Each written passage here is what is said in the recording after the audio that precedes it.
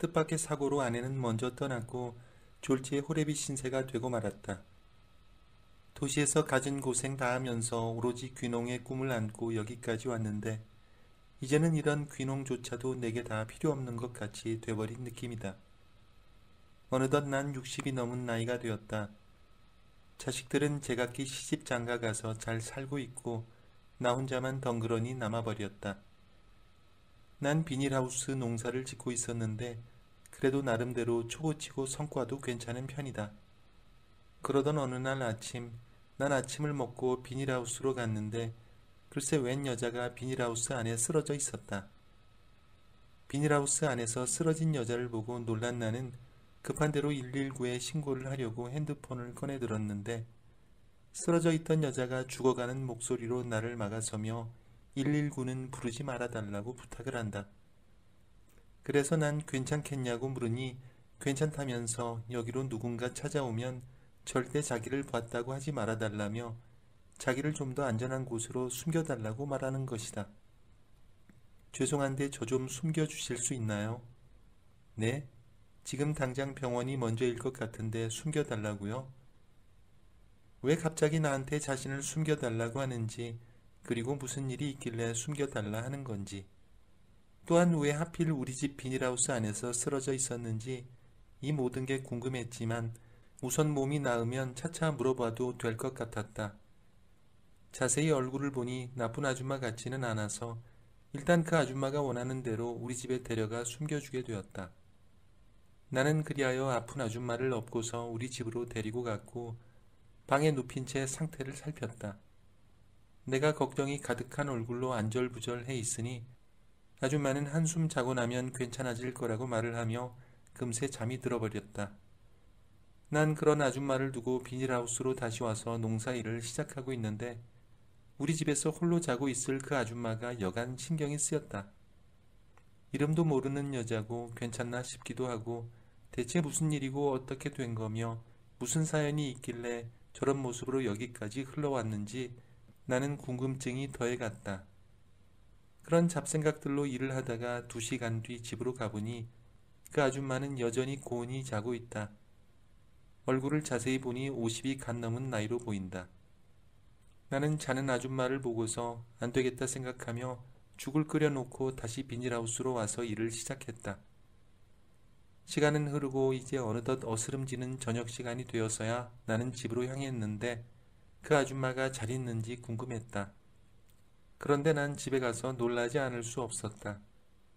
아까 전까지만 해도 아파던 그 아줌마가 정말 딴 사람처럼 몸이 다 나은 듯 집안일을 하고 있던 거였다.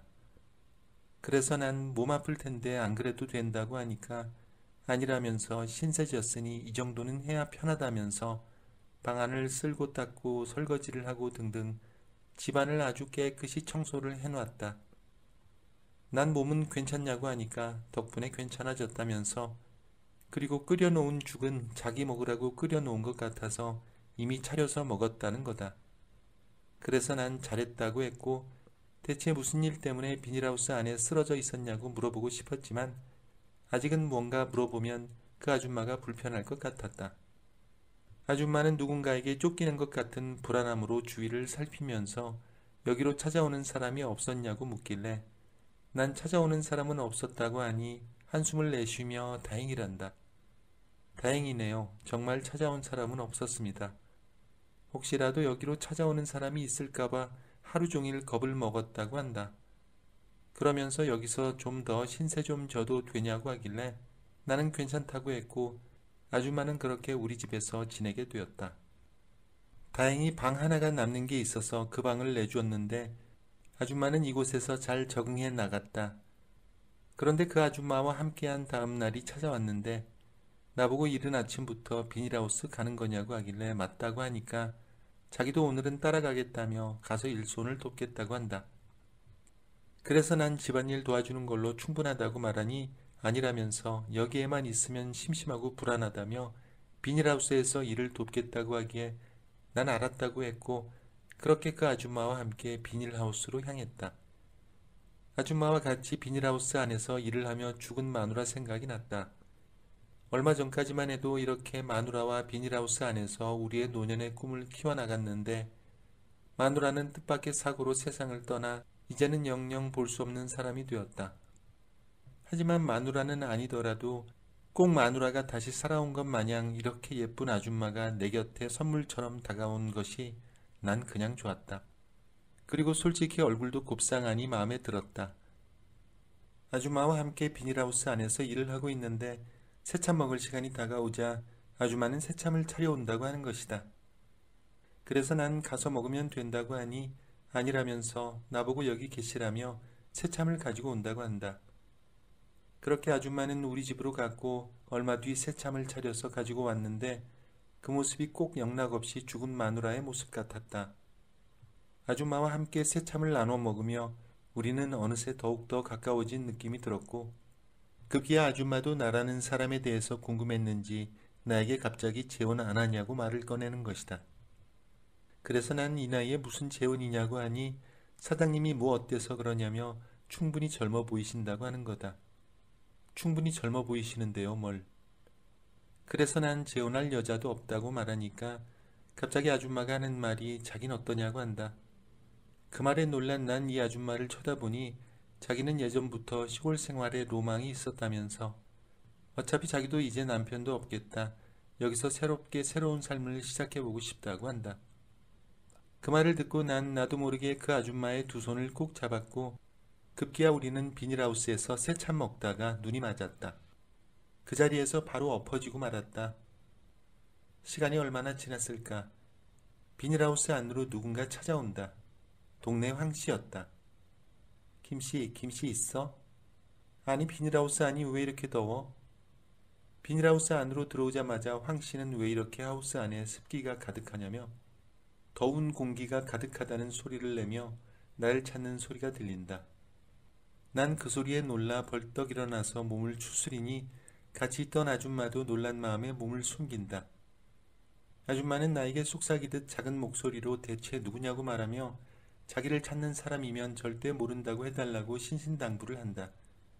그때 황씨가 내가 있는 곳을 발견했고 황씨는 나와 이 아줌마와 함께 있는 것을 보고는 깜짝 놀라며 여기서 뭐하냐고 하는 거다. 그래서 일하고 있었다고 하니까 이상한 눈초리로 저 여자는 누구냐고 하길래 누구긴 누구냐며 여동생이라며 동생이 놀러왔다고 하니까 황씨가 하는 말이 아니 김씨 여동생은 처음 보는데 참 곱네 고와. 그리곤 말 몇 마디 나누고 황씨는 갔다. 우리는 그렇게 가슴을 쓸어내렸다. 아줌마는 나에게 저분은 누구시냐고 하길래 난 크게 개의치 말라며 마을에 사는 주민이라고 했고 그날 저녁 우리는 또 함께 했다. 아줌마는 나에게 이렇게 사장님과 함께 여기서 살게 돼서 너무나 행복하다고 한다. 그래서 난 그게 정말이냐고 말하며 오늘 모르고 당황스러운 마음에 아까 찾아온 황씨에게 여동생으로 동갑시켜서 죄송하다고 하니까 자기는 괜찮다면서 이왕 이렇게 된 거 다른 사람이 찾아오면 언제든지 사장님 여동생으로 말하는 게 나을 것 같다고 하는 거다. 난 알았다고 했고 그렇게 그 아줌마와 한 집에서 결혼한 부부처럼 우리는 살아갔다. 그리고 한 달쯤 될 무렵 그 아줌마는 읍내에 한번 다녀온다며 뭐 사올 거 없냐고 한다. 그래서 난 필요한 거 없다고 하니 자기는 필요한 게 여러 개 있다며 나보고 생활비 좀 달라고 하기에 난 그러지 말고 이제는 어엿한 부부가 됐으니 통장을 맡기겠다고 하니까 그 아줌마는 그럼 그렇게 하시라며 내가 건넨 통장을 받았다. 그렇게 아줌마가 읍내에 갔고 나 혼자 집에 남게 되었는데 아줌마가 없는 사이 모르는 남자가 한 명 찾아왔다. 그 남자는 나보고 여기에 50대 후반으로 보이는 곱상한 여자가 왔었냐고 하길래 난 모른다고 하니까 그 남자는 소문 듣고 왔는데 정말 모르는 거냐고 한다. 그래서 난 정말 모른다고 하니 그 남자는 나에게 노파심에 얘기한다며 혹시나 그 여자를 숨겨주거나 그 여자 말을 믿으면 절대 안 된다고 하는 거다. 그래서 난 그게 무슨 말이냐고 하니까 그 여자는 이미 사기꾼 전력이 있는 여자라면서 계주로 활동하다가 돈 3억을 갖고 도망친 여자라고 하는 거다. 그리고 그 돈을 도박으로 탕진했다며 자기는 그 여자를 잡으러 온 거라고 하기에 난 그래도 그 여자를 모른다고 했다. 그랬더니 그 남자는 명함 하나를 주고 사라졌다. 하지만 그 사람이 가고 왠지 모르게 모든 게 떨떠름했다. 그 남자의 말이 거짓이 아닌 사실처럼 느껴졌으니 말이다. 난 혹시 몰라 아침에 맡긴 통장이 마음에 걸려서 그 아줌마가 돌아오면 다시 통장을 건네받아야겠다 생각했다. 하지만 이상하게 읍내에 다녀온다던 아줌마는 돌아오지 않았다. 밤이 돼서도 돌아오지 않았고 다음 날이 돼서도 돌아오지 않았다. 난 더 이상 그 아줌마를 못 보나 싶었다. 그렇게 그 아줌마에게 사기를 당한 건가 싶었다. 그때였다. 일주일이 지난 어느 날 그 아줌마가 다시 돌아왔다. 마치 몰골이 폐인처럼 변한 그녀는 자신이 돌아왔다면서 나쁜 사람들에게 잡혀서 이렇게 됐다고 하는 거다. 난 바보처럼 그 아줌마의 말을 믿고서 괜찮은 거냐고 하니 난데없이 하는 말이 돈이 갑자기 필요해서요. 돈이요? 그래서 내가 통장 주지 않았냐고 하니 그 돈은 이미 썼다고 하는 거다. 그래서 난 어디다 썼냐고 물어보니 연로하신 엄마 수술비 때문에 썼다고 말하길래 뭐라고 하기도 그랬다. 난 그 아줌마의 말을 믿고 돈 500만 원을 더 건넸다. 아줌마는 고맙다면서 이 돈이면 충분하다고 말한다. 그러면서 금세 돌아오겠다는 말만 남긴 채 다시 집을 나갔다. 그리고 또 연락이 되지 않았다. 내가 준 돈을 갖고 사라진 아줌마를 찾아 수소문해봤는데 그 아줌마는 글쎄 고스톱판에서 그 돈으로 도박을 하고 있었다. 난 그 모습에 놀라 여기서 지금 뭐 하는 거냐고 하니까 아줌마는 날 보자마자 눈을 동그랗게 뜨며 자기가 여기 있는 거 어떻게 알았냐면서 그러지 않아도 지금 집으로 가려고 했다는 거다.